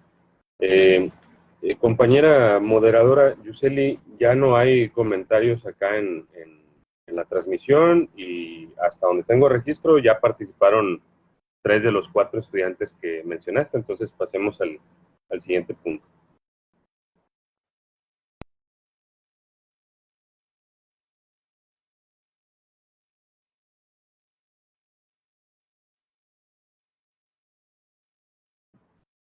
Bueno, recién me estoy dando cuenta que no está Yuseli, voy a agarrar la moderación, un momento en lo que se reconecta. La parte que nos queda es si las personas que están siguiendo la transmisión o que están ahorita aquí en la sala tuvieran algún comentario, pregunta, qué hacer, ya estamos en esa parte de cierre. De igual manera, invito, ¿no?, a hacer algunos comentarios finales, algo que le quieran plantear a Jesús y que no puede esperar al día de mañana. Y si no lo hay, pues nada más, si tú tuvieras algún comentario igual o algo que señalar, Jesús, como a manera de cierre, ya estamos en esa parte.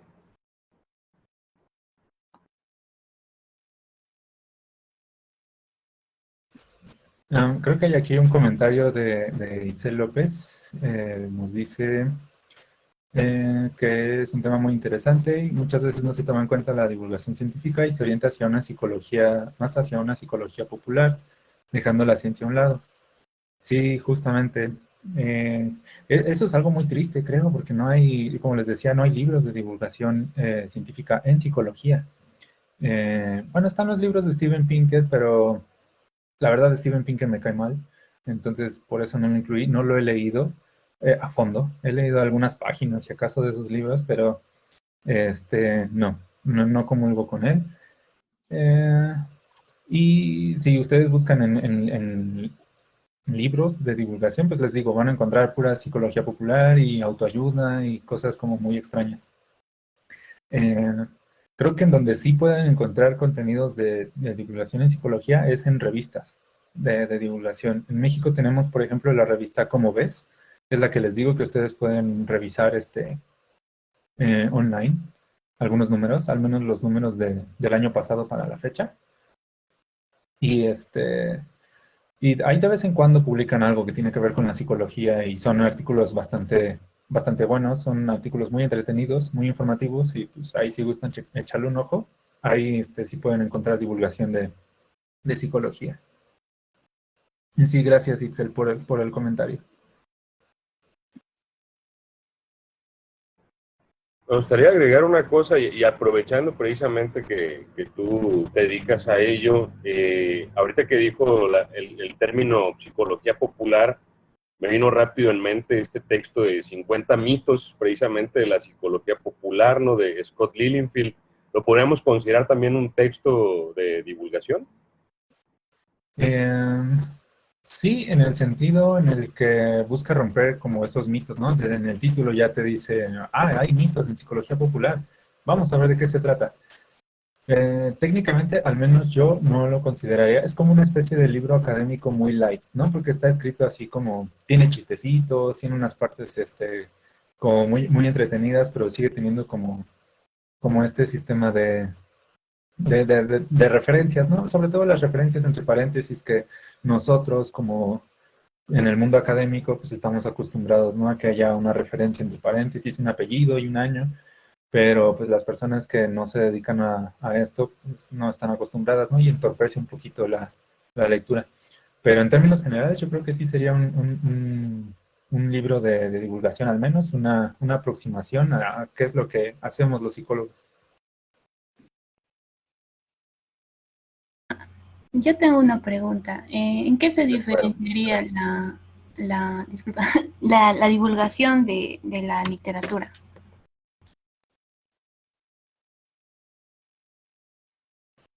Esa también es una buenísima pregunta y te voy a decir lo que dice Ana María Sánchez Mora en el libro este que les comentaba, en el de la divulgación de la ciencia como literatura. Eh, Cuando la divulgación de la ciencia es lo suficientemente buena, no hay diferencia con la literatura. Piensen, por ejemplo, no sé si hayan leído o si, bueno, estaría muy genial que pudieran leer Cosmos, el libro original de Carl Sagan. Eh, Ese libro es literatura. O sea, a lo mejor puede haber muchas cosas que conforme pase el tiempo hablando de la ciencia, se queden un poquito desfasadas, como sucedió con su otro libro, con el de los dragones del Edén. Pero esos libros se siguen imprimiendo y se siguen leyendo, a pesar de eso, de que la información científica que contienen a lo mejor ya no es la más actualizada. Eh, Y en ese sentido, lo que dice la profesora Ana María es que justo, o sea, cuando la divulgación es lo suficientemente buena, no, no hay distinción entre divulgación de la ciencia y literatura. Hasta podríamos hablar de la divulgación de la ciencia como como un subgénero literario, ¿no? Obviamente, con ese énfasis, cuando está bien escrita. Ya, gracias. A ti,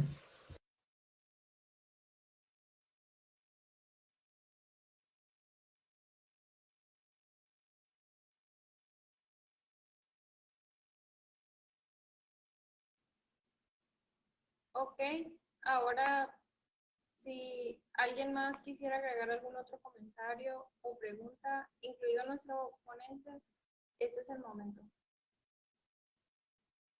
creo que hay otro comentario en Creo que hay otro comentario en el chat en vivo. en el chat en vivo.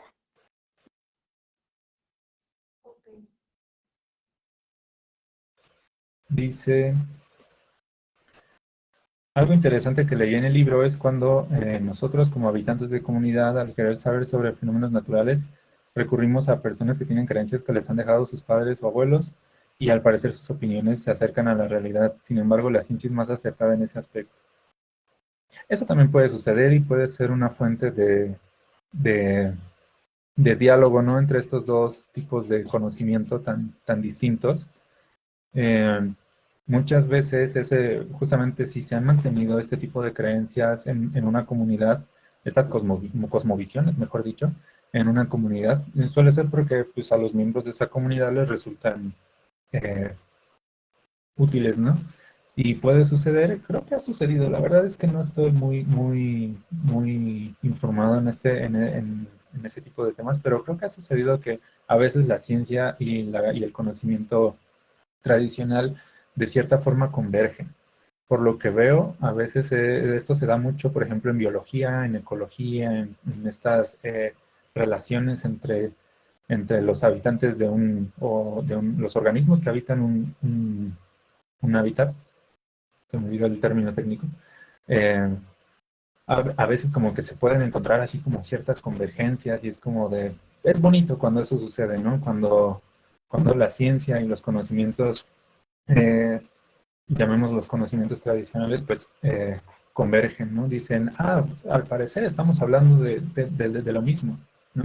Yo creo que eso es algo bonito cuando llega a suceder. No sé si siempre suceda, les digo, es algo en lo que no estoy bien informado, pero pasa. Y gracias por ese comentario.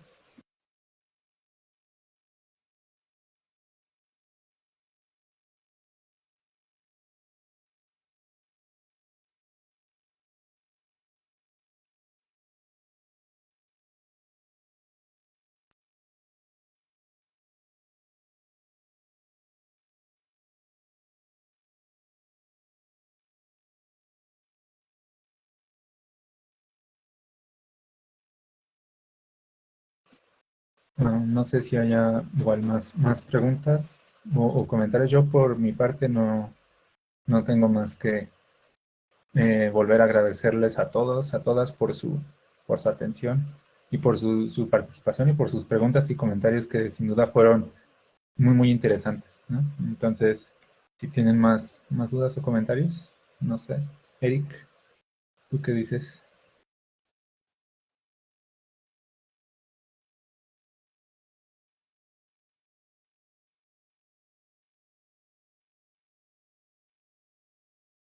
Pues, perdón, ¿podemos pasar ya a la parte final? Yuseli, no sé si estás por ahí, si lo comentas y ya seguimos ahí.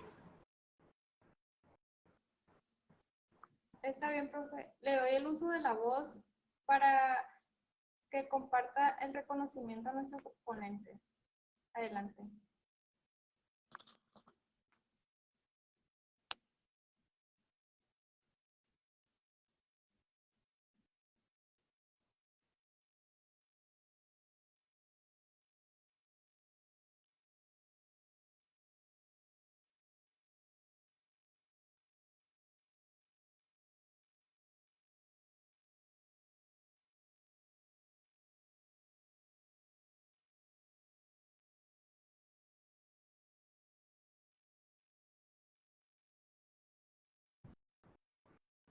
Va, sí se está viendo, ¿verdad? En pantalla la constancia. La constancia.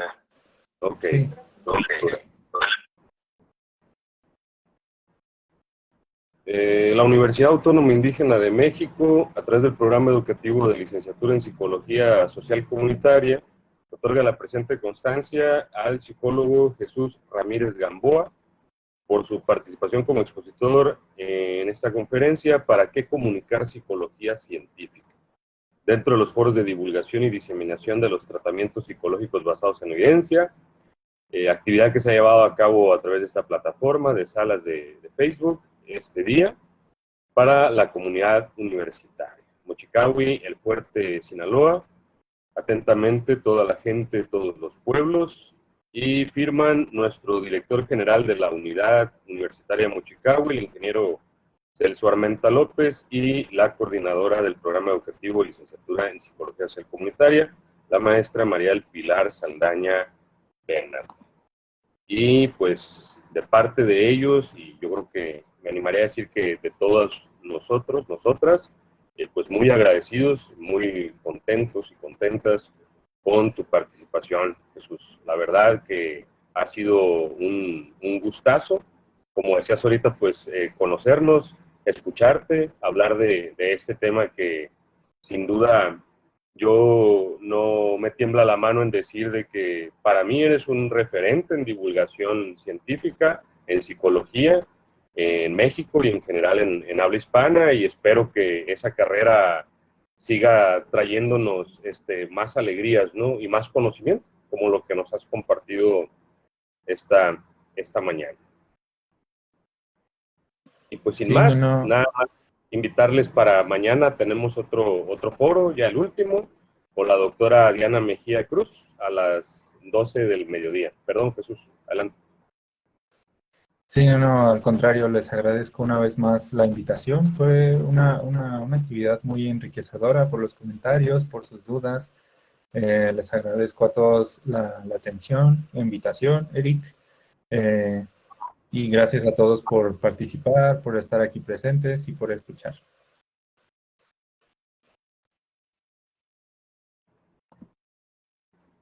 Va muy bien. Les pido, si pueden, quienes puedan, y estén en condiciones de activar su cámara para tomar una fotografía como evidencia de la actividad, si me hacen ese favorzote, los voy a agradecer muchísimo.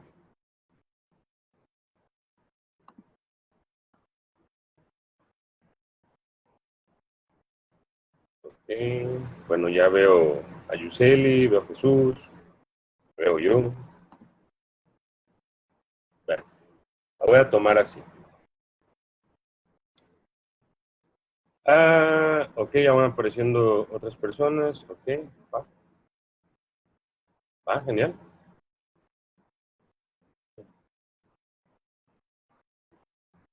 Ok, la tomo así a la cuenta de 3. 1, 2, 3. Todas salieron muy bien, todos salieron muy bien. Muy bien, pues un caluroso abrazo, Jesús, para todos también, los estudiantes lo hicieron muy bien, yo también me quedo muy satisfecho y eso se va a ver reflejado en la evaluación de esta actividad. Muchísimas gracias, nos vemos el día de mañana, hasta luego. Gracias, hasta luego. Gracias, hasta luego. Hasta luego. Gracias.